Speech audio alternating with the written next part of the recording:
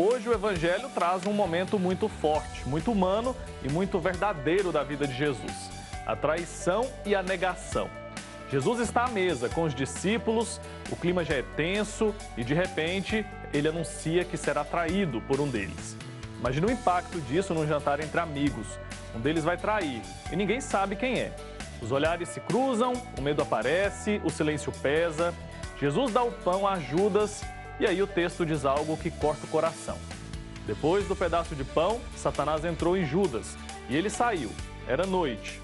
Essa frase, ela é de arrepiar, né? Era noite, não só no céu. Era noite também na alma de Judas. Era o início do momento mais sombrio da vida de Jesus. E se isso não bastasse, Pedro, aquele que dizia amar Jesus acima de tudo, também ouve uma verdade dura. Antes que o galo cante, tu me negarás 3 vezes.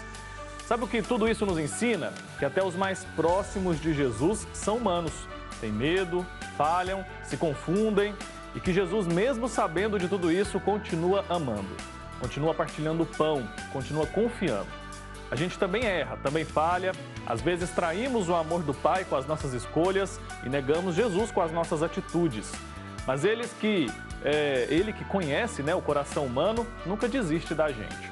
Hoje, esse Evangelho nos convida a olhar para dentro e perguntar: como eu tenho vivido a minha fé?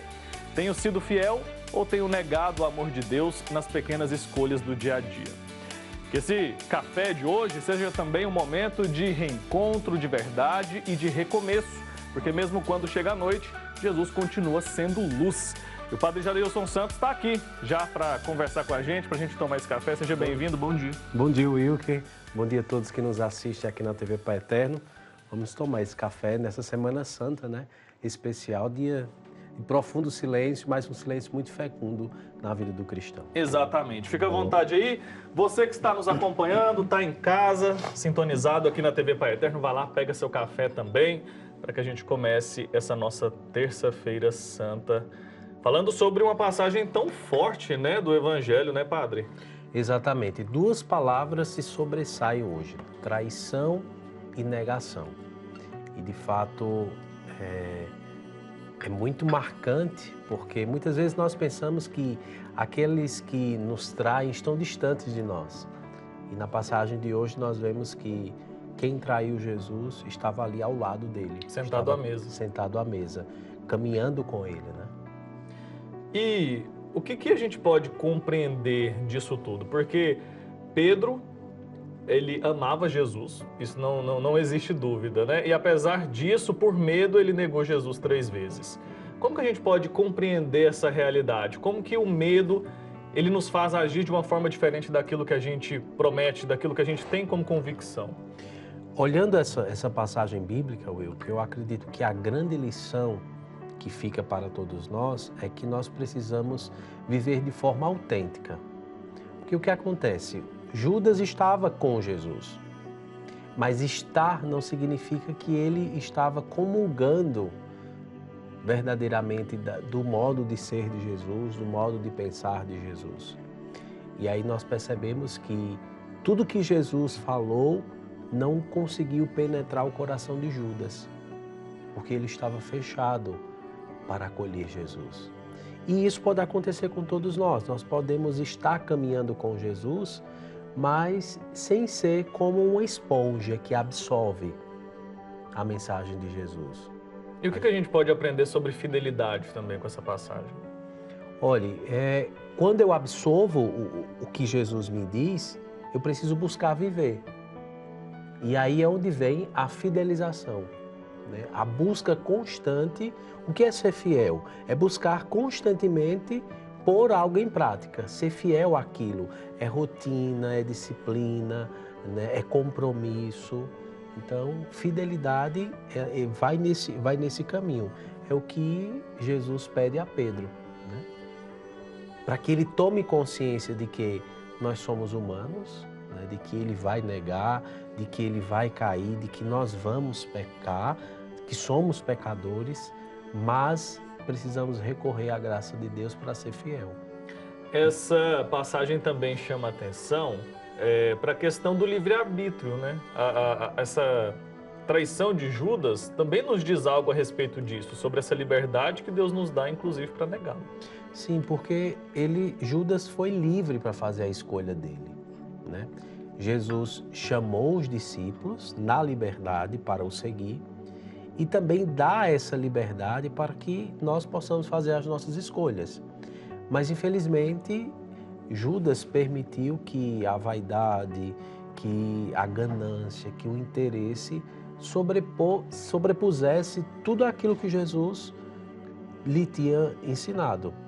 E aí é onde vem a entrega, a traição de Judas por parte, né, entregando Jesus aos doutores da lei para que ele pudesse então ser crucificado.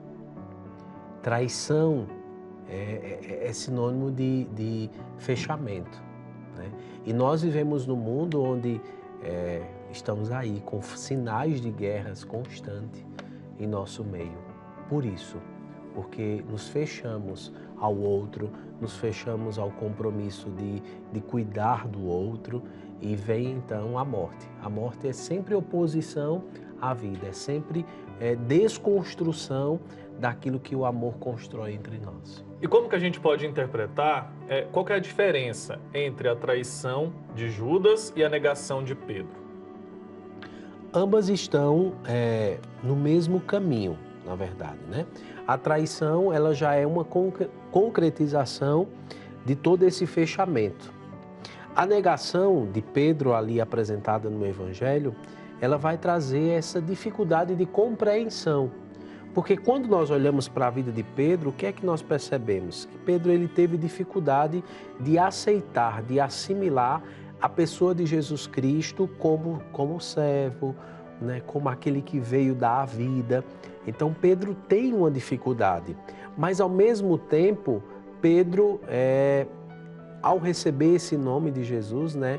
Tu és Pedro, tu és pedra, e sobre esta pedra eu edificarei a minha igreja, vai nos mostrar que nós somos de fato uma pedra a ser lapidada. E por vezes nós vamos negar Jesus, por vezes nós vamos pecar, por vezes nós vamos cair, mas o Senhor, quando nós nos colocamos na mão de Deus, Ele vai nos lapidando, Ele vai tirando as nossas imperfeições. E é isso que acontece com Pedro. Com Judas, Jesus não teve essa oportunidade de lapidar, porque Ele não deu espaço para Jesus. Ele não se abriu para isso. E é o que a gente precisa fazer, né? A gente precisa saber se abrir também para Jesus. E essa passagem deixa muito claro que Ele não queria perfeição. Porque se ele quisesse perfeição, ele não teria encontrado ali naquelas pessoas, porque ambos foram falhos com ele. Exato. E, na verdade, todos os discípulos eram pedras brutas, né? Uns conseguiram se lapidar, deixar-se lapidar por Jesus. Outros não, foi o caso de Judas, né? E de que forma nós somos lapidados? No amor, né? É se deixando ser amar por Jesus e também amando o outro. Essa dinâmica é que vai permitindo com que nós aparemos as arestas, os pecados, né, os sentimentos que se opõem e que nos levam a uma atitude de traição. Isso mostra também, essa passagem nos fala muito isso, sobre os momentos em que somos fracos na fé, né? A gente tem muita possibilidade de falhar. E como que a gente faz para evitar isso, para diminuir, pelo menos, né, a quantidade de vezes que a gente falha na fé, que a gente fraqueja na fé? Nessa mesma passagem bíblica, nós vemos que, na verdade, a imagem é a Santa Ceia, nós vemos a figura do discípulo amado, né? João, segundo os estudiosos bíblicos, era a pessoa de João. E eu acredito que é essa experiência de ser amado. O amor nos faz conhecer Jesus, o amor nos faz compreender essa dinâmica, né? Só irá compreender quem é Jesus, só irá pôr em prática os seus ensinamentos quem se colocar nessa escola do amor. Eu acho que essa é a via de conhecimento. Como entender a morte de Jesus na cruz? Se nós formos olhar na perspectiva humana, nós vamos dizer que foi o quê? Uma condenação de um malfeitor. Mas quando nós olhamos pela perspectiva da fé, nós vamos compreender não tiraram a vida de Jesus. Ele que a doou por amor. Então, se nós não fizermos a leitura pela via do amor, nós sempre vamos como que tirar o sentido, né, daquilo do mistério. E o mistério, ele se deixa conhecer, mas ao mesmo tempo ele não é compreendido porque é mistério. E que amor, né? O senhor fala aí, a gente percebe que tudo está a base de tudo é o amor. É esse amor. E que amor grande. Que amor que toma conta mesmo e que a gente tem dificuldade de compreender, né? Como que uma pessoa sofreu tanto por amor a outras pessoas que traíram, outras pessoas que não acreditaram, outras pessoas que pecaram contra ele. E compreender esse amor é muito difícil também para nós ainda hoje. Exatamente. E a figura de Judas é essa figura de uma pessoa que não se permitiu ser amado. Quando nós não permitimos ser amados, então nós nos distanciamos. O amor vai nos incomodar, o bem vai nos incomodar, o ato de perdoar vai nos incomodar. Por quê? Porque nós não estamos mergulhados nessa grande dinâmica, nesse grande rio que inunda a nossa vida. Quando Jesus... Por que Jesus arrastou uma grande multidão? Porque muitos perceberam que era muito mais do que uma ação, era muito mais do que uma cura. Era um amor que estava sendo derramado. E um amor que não era... Jesus não nos amava por mérito. Eu vou amar... Não, somos pecadores. Ele não nos ama por mérito porque muitas vezes nós não somos merecedores. Mas o amor dele é o ágape. É um amor sem limite. Um amor gratuito. É um amor gratuito. Muito bem. E a misericórdia de Jesus continua se manifestando ainda hoje, né? Nessa época, de forma clara, na frente dos olhos dos discípulos. E hoje, como que a gente pode visualizar a misericórdia de Cristo? Nessa mesma perspectiva, nós vamos perceber que Jesus, ele olhou para Judas, ele olhou para Pedro com esse olhar misericordioso, possibilitando que ele também se arrependesse. Quando Jesus diz, vai Pedro, faz o que tem de ser feito, ele também dá a oportunidade de Pedro não ir, de Judas não ir. Judas não fazer. Né? De Judas não fazer. É assim porque ele poderia dizer, Judas, você não vai fazer o que você tem que ser feito. Né? Mas Jesus dá a liberdade para que ele escolha ir ou não ir. É a escolha que nós temos todos os dias. Jesus nos lança diante das possibilidades para que nós possamos escolher entre o bem e o mal. Mas ele nos diz, o caminho que nos leva à vida é o amor. E a gente então tem a opção de escolher não ir, não trair a Jesus como Judas fez. Exatamente. Da mesma forma que nós temos a opção de não trair o nosso irmão, de não trair as nossas escolhas, as nossas convicções, as nossas opções de vida. Todos os dias nós temos então essa oportunidade e essa escolha. Queria que o senhor falasse um pouco mais para a gente sobre o que essa passagem nos ensina sobre o poder do arrependimento. É aí a grande pergunta, né? Judas se arrependeu? Né? As Sagradas Escrituras, elas nos revelam aí um fim trágico da pessoa de Judas, né? Ele tira então a sua vida. E a grande pergunta que fica é, ele se arrependeu? A matéria do perdão é o arrependimento. Sem o arrependimento não há perdão. Então, Jesus pede um coração contrito. Eu quero que vocês se arrependam. Né? É como o filho pródigo. Se ele não tivesse se arrependido, ele não teria voltado. Então, a matéria para o perdão é o arrependimento. E aí fica-nos essa incógnita. Será que ele se arrependeu? Será que ele conseguiu fazer essa experiência do perdão de Deus? E a gente é convidado a refletir também, né? Se a gente se arrepende pelos erros que a gente comete, né? Exato. Porque se a gente não se arrepender, provavelmente esse perdão não chega até nós. É porque, Will, que às vezes nós ficamos com um sentimento de culpa, né? Fica ali com a consciência pesada, mas não damos o passo seguinte, né? De se arrepender, de dizer, não, eu não vou cometer mais isso, né? Eu não vou fazer com que esse mal ele se perpetue. Então, o arrependimento é o passo seguinte. Vem o sentimento de culpa ali pesando, mas é preciso dar um passo, é preciso ir além. Muito bem. Padre, vou convidar o senhor agora, você também que está em casa acompanhando uma matéria muito legal, que fala sobre isso, né? Encontrar na dor uma forma de seguir em frente e ajudar outras pessoas. Foi com esse propósito que uma advogada criou um grupo para acolher mulheres que estejam sofrendo no momento do luto.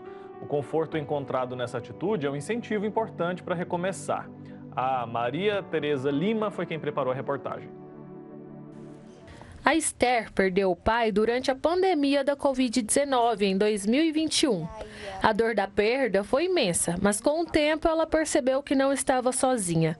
Ela atua como psicóloga e 1 ano depois desse momento difícil, transformou seu luto em propósito, acolhendo mulheres que, assim como ela, enfrentam a dor da despedida. Eu me senti muito sozinha no meu processo, eu me senti sem voz. Parecia que ninguém entendia o que eu estava vivendo, ninguém entendia a minha dor. Então, foi pensando nesse processo que eu estava vivenciando que eu decidi criar uma comunidade de acolhimento ao luto, onde as mulheres que participam pudessem dar voz ao seu próprio luto, entender como funciona esse processo da perda, acolher a sua própria dor, porque isso é muito importante. No Brasil, só neste ano já foram registrados mais de 57 mil óbitos, impactando milhares de famílias. O luto atinge a todos em algum momento da vida. Para quem passa por essa perda, o fato de ser acolhida faz toda a diferença. É uma paz. Em plena segunda-feira eu ia dormir tranquila, com o olho inchado, mas com o coração cheio de alegria, por poder partilhar a minha dor e saber que não sou julgada por isso, eu sou acolhida. Para a psicóloga, a culpa está entre um dos maiores desafios enfrentados por suas pacientes enlutadas. Elas acabam pensando sempre, e se eu tivesse feito diferente? E se eu tivesse visto a tempo a situação do meu pai, da minha mãe? E se eu tivesse feito outras escolhas, será que o final teria sido diferente? E eu explico para essas mulheres que nada do que a gente pensar ou imaginar faz com que a gente volte no tempo e que as coisas sejam diferentes. Mas nós podemos fazer diferente daqui para frente. Transformar a dor em propósito é um caminho de resiliência. Histórias como a da Esther nos mostram que mesmo em momentos difíceis é possível encontrar fé, acolhimento e esperança para seguir em frente. Se você pudesse deixar uma mensagem, uma dica para alguém que está passando por um luto agora, o que você falaria? Eu falaria para essa pessoa que ela não está sozinha. Eu sei o quanto pode ser desesperador, o quanto pode ser solitário esse processo do luto, mas eu gostaria de dizer que ela consegue passar por esse processo com acolhimento, com fé, com esperança e com dignidade. Aí, parabéns para essa advogada pela iniciativa, ajudar as pessoas, né? Principalmente no momento tão difícil como esse, o momento do luto. Essa semana falamos, inclusive, né, sobre a dor de Nossa Senhora, como Nossa Senhora sofre, né? A gente falando agora na Semana Santa, como Nossa Senhora sofre com a perda de Jesus, em ver o filho sofrendo tanto. Então, com certeza, um acolhimento é fundamental, né, Padre? A união de pessoas é fundamental para que a gente supere momentos de dificuldade, como a morte de uma pessoa que a gente ama. Sim, e assim como Maria, né, que fez esse caminho do Calvário com o seu filho até a cruz, hoje, quantas mães também vivem, né, esse Calvário ao verem seus filhos serem crucificados por meio das drogas, da violência, de tantas coisas que os aprisionam e escravizam. Muito bem, a gente vai fazer uma pausa agora, vou para o intervalo. Agradeço ao padre Adeilson por ter vindo tomar esse café aqui junto com a gente.